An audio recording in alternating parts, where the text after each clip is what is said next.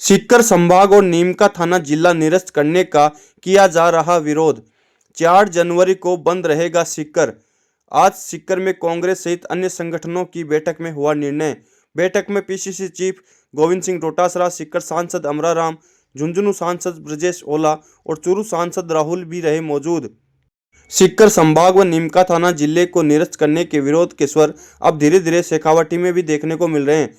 आज सीकर शहर के प्रधान जी के जाव में कांग्रेस, माकपा सहित कई धार्मिक, सामाजिक और राजनीतिक संगठनों के लोगों की बड़ी बैठक आयोजित हुई। बैठक में निर्णय लिया गया कि आगामी 4 जनवरी को संपूर्ण सीकर बंद रखा जाएगा। कांग्रेस के प्रदेश अध्यक्ष गोविंद सिंह डोटासरा सहित चूरू से राहुल कस्बा, झुंझुनू से सांसद ब्रजेश ओला, सीकर सांसद अमराराम सहित जिले के कई विधायक, ब्लॉक अध्यक्ष एवं जनप्रतिनिधियों ने इस सभा में भाग लिया। निर्णय लिया गया कि 4 जनवरी को सीकर बंद का आह्वान किया जाएगा। तो वहीं सभी नेताओं ने कहा कि शेखावाटी का सबसे बड़ा एजुकेशन का हब है सीकर और इसे संभाग बनाए जाने के बाद लोगों को काफ़ी राहत मिली थी। लेकिन राज्य सरकार ने हाल ही में सीकर संभाग व नीमका थाना जिला निरस्त करने के बाद जन भावनाओं पर कुठारघात किया है। इसके लिए बड़े स्तर पर आंदोलन की रूपरेखा बनाई जाएगी। करीब 1 दशक से अधिक समय तक सीकर के लोगों ने संभाग की मांग को लेकर कई बार प्रदर्शन किए थे। वहीं नीमका थाना 1971 के बाद से जिला बनाने की मांग उठ रही थी। पूर्व की कांग्रेस सरकार ने जनता को राहत देने के लिए नीमका थाना जिला बनाया और सीकर को संभाग बना दिया था, लेकिन दोनों को निरस्त करने के बाद लोगों में काफ़ी आक्रोश है। लोगों की जन भावनाओं को देखते हुए कांग्रेस और माकपा इस फैसले का विरोध करेगी और आने वाले वक्त में शेखावाटी में एक बड़ा जन आंदोलन खड़ा करेगी।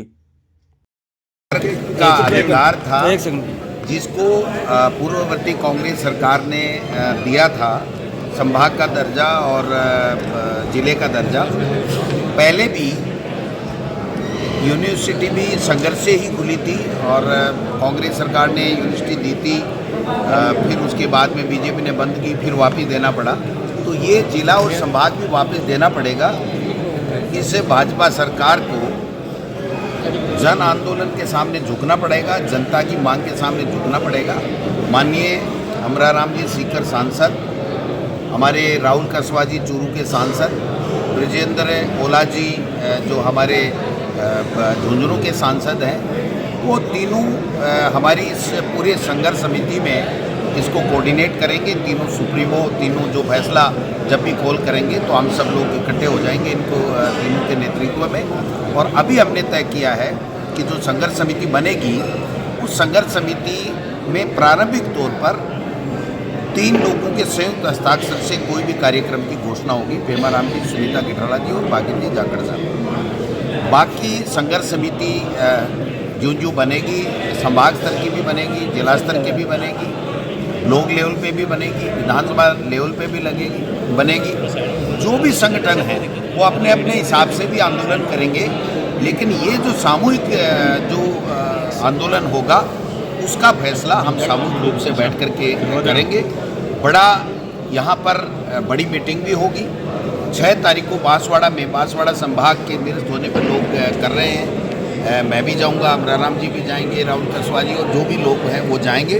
और यहाँ की डेट भी जल्दी हम लोग चर्चा करके और घोषणा करेंगे कि किस प्रकार से जनता ने हम लोगों को जनप्रतिनिधि चुना है, तो हमारा सबका सामूहिक दायित्व है कि हम जनता की मांग के साथ, एकजुटता के साथ में एक जाजम पर बैठ करके जनहित के मुद्दे पर संघर्ष करें और इस भाजपा की पर्ची सरकार को झुकाने का काम करें।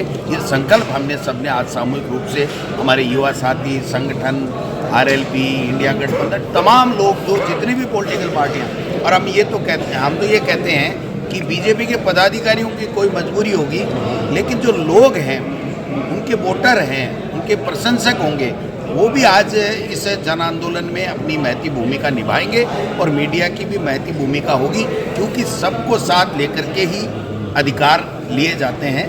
और ये जनहित का मुद्दा है, ये किसी एक पॉलिटिकल पार्टी का कोई संघर्ष का मुद्दा नहीं है। हम सब लोग साथ मिलकर आप भी जो है, अभी तो जो जाखड़ साहब ने बताया है, अमराराम जी ने, राहुल कस्बा जी ने और हमने सब ने बैठ कर के ये चर्चा की है कि पहले सीकर मुख्यालय जो बंद का शनिवार का निर्णय लिया गया और उसके बाद में जो 2 दिन की तो अवकाश है और फिर जब उपखंड मुख्यालय खुलेंगे तो हम सामूहिक तौर पे या एक एक कैसे करके इनको निर्देश देंगे, तो वहाँ पर जो ज्ञापन भी दिया जाएगा, पुतले भी जलाए जाएंगे और आगे की रणनीति हम लोग बैठ करके 1-2 दिन में दोबारा करेंगे। वो प्रेस नोट के माध्यम से हर एक्टिविटी का आपको सूचना मीडिया को मिलती रहेगी। का जो संभाग और नीमका थाना जिले को समाप्त किया है, पूरे राजस्थान में तीनों संभाग और 8 जिले समाप्त किए हैं, उसका ज्ञापन कलेक्टर के माध्यम से राज्य सरकार को भेजेंगे।